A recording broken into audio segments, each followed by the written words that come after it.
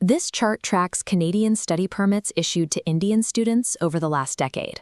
From 2015 to 2023, you see a 770% increase. But at the start of 2025, the line drops off a cliff, plummeting 93% in months. At its peak, this influx created an estimated $22 billion annual engine for the Canadian economy. Entire public college systems, local real estate markets, and hundreds of immigration consultancies grew to rely entirely on this constant, accelerating pipeline of foreign tuition. The speed of this expansion turned international enrollment into a volatile economic cornerstone, leaving the entire system vulnerable to the moment the growth finally reached its breaking point. To understand the crash, we have to look at the product Canada was selling. For an Indian student, Canada offered something the United States could not guarantee: a reliable, heavily marketed pathway from the college classroom directly to citizenship. The postgraduate work permit provided the core incentive.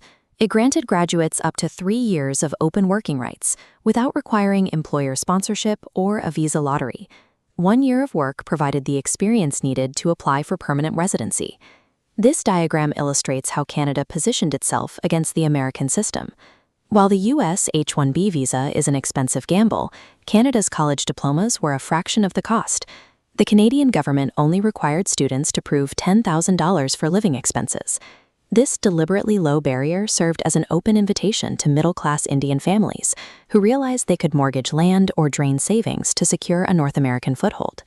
The demand birthed a massive infrastructure. Over 150,000 immigration consultancies opened across India. Meanwhile, Canadian colleges aggressively courted these international enrollments, using premium foreign tuition fees to cover all of their increased operating budgets over a 10-year stretch. By allowing higher education to function as a hyper-growth export industry, policymakers created a machine that prioritized immediate, guaranteed tuition revenue over sustainable urban planning. The math on paper looked phenomenal, but the physical reality on the ground cracked. Hundreds of thousands of new residents arrived in cities that simply had not built the housing or infrastructure to absorb them. In Brampton, Ontario, city inspectors discovered properties where 25 international students were crowded into a single basement apartment. The mayor estimated the city housed 30,000 illegal secondary suites, leaving students vulnerable to severe exploitation. Basic community resources buckled. Local food banks began registering thousands of international students from dozens of nearby colleges, with some regional charities reporting that nearly all of their clients were newly arrived students who had exhausted their meager savings. Looking at this employment data, we see the economic strain clearly. International graduates were earning 19.6% less than their Canadian-born peers, and by 2024, the student unemployment rate spiked to 16.7%. In early 2024, they announced a strict 2-year national cap on study permits, severely reducing allocations for major provinces. Overnight, the required financial investment was doubled to over $20,000, immediately pricing out thousands of middle-class families. Next came the work rights. Students enrolled in private colleges or general business programs suddenly found themselves entirely stripped of their postgraduate work permit eligibility. The final exit point, permanent residency, narrowed drastically. General immigration targets were slashed, regular express entry draws were frozen, and crucial points for holding a job offer were completely eliminated from the scoring system.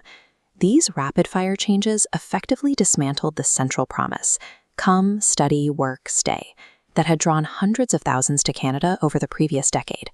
The sudden removal of that pipeline is currently devastating the Canadian higher education system. Across Ontario's public colleges, more than 600 academic programs have been abruptly suspended or cancelled entirely. This chart maps the immediate financial damage. Because international students pay up to 7 times more than domestic students, the drop in enrollment is projected to burn a nearly $1 billion hole in Ontario university budgets over just 2 years. The panic forced a diplomatic scramble. By early 2026, Prime Minister Mark Carney flew to India alongside dozens of university presidents, signing memorandums and offering millions in scholarships to try and revive the relationship. But these efforts highlight the core vulnerability of the system. Outsourcing the survival of public schools to the shifting budgets of foreign teenagers guarantees institutional instability. The policy reversal carries a severe long-term risk. Canada's domestic fertility rate sits at 1.33, well below the replacement level.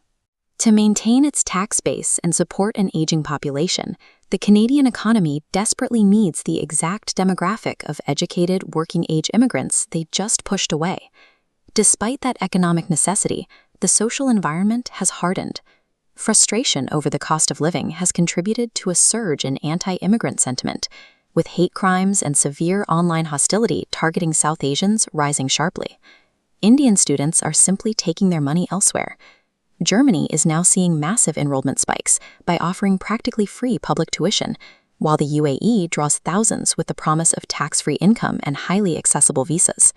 Canada successfully deflated its $22 billion higher education bubble, but by treating hundreds of thousands of young people as a disposable economic lever, the state fractured the trust of the very generation it needs to secure its own future.